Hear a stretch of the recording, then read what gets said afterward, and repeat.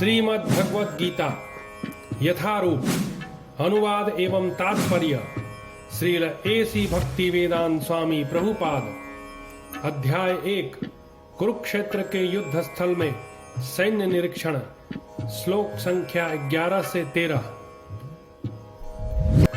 अध्याय 1 कुरुक्षेत्र के युद्ध स्थल में सैन्य निरीक्षण।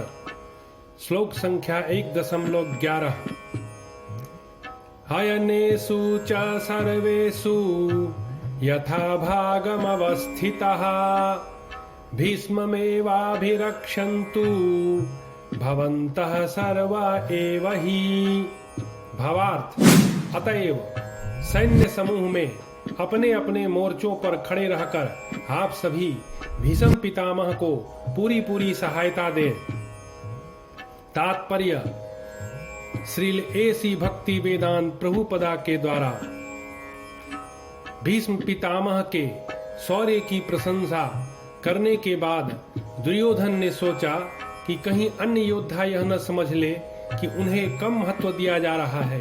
अतः दुर्योधन ने अपने सहज कूटनीतिक ढंग से स्थिति संभालने के उद्देश्य से उपर्युक्त शब्द कहे। उसने बलपूर्वक कहा कि भीष्मदेव निसंदेह महानतम योद्धा हैं, किंतु अब वे वृद्ध हो चुके हैं। अतः प्रत्येक सैनिक को चाहिए कि चारों ओर से उनकी सुरक्षा का विशेष ध्यान रखें।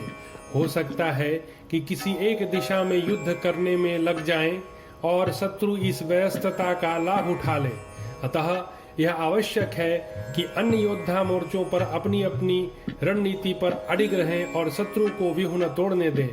दुर्योधन को पूर्ण विश्वास था कि कुरुओं की विजय भीष्मदेव की उपस्थिति पर निर्भर है। उसे युद्ध में भीष्मदेव तथा द्रोणाचार्य के पूर्ण सहयोग की आशा थी, क्योंकि वह अच्छी तरह जानता था कि इन दोनों ने उस समय एक शब्द भी नहीं कहा था जब अर्जुन की पत्नी द्रौपदी को असहाय अवस्था में भरी सभा में नग्न किया जा रहा था और जब उसने उनसे न्याय की भीख मांगी थी। वह जानते हुए भी इन दोनों सेनापतियों के मन में पांडवों के लिए स्नेह था। दुर्योधन को आशा थी कि वे इस स्नेह को उसी तरह त्याग देंगे जिस तरह उन्होंने दूत क्रीड़ा के अवसर पर किया था। श्लोक संख्या 1.12।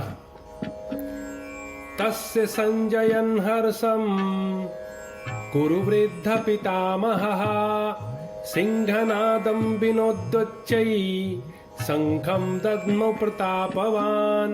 भावार्थ, तब कुरुवंश के वयोवृद्ध परम प्रतापी एवं वृद्ध पितामह ने सिंह गर्जना की सी ध्वनि करने वाले अपने शंख को उच्च स्वर से बजाया, जिससे दुर्योधन को हर्ष हुआ।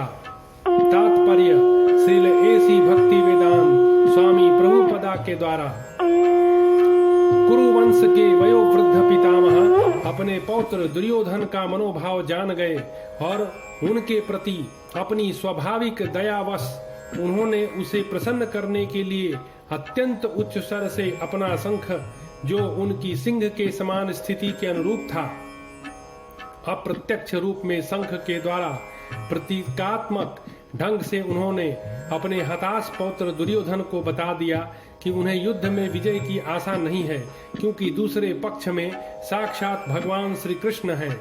फिर भी युद्ध का मार्गदर्शन करना उनका कर्तव्य था और इस संबंध में वे कोई कसर नहीं रखेंगे। श्लोक संख्या 1.13। ततः शंखाश्च भैर्यश्च पणवानक गोमुखः सहसैवाम्य हन्यन्त सशब्दस्तुमुलोऽभवत्। भावार्थ, तत्पश्चात शंख, नगाड़े, बिगुल, तुरही तथा सिंह सहसा एक साथ बज उठे। वह संवेद स्वर अत्यंत कोलाहल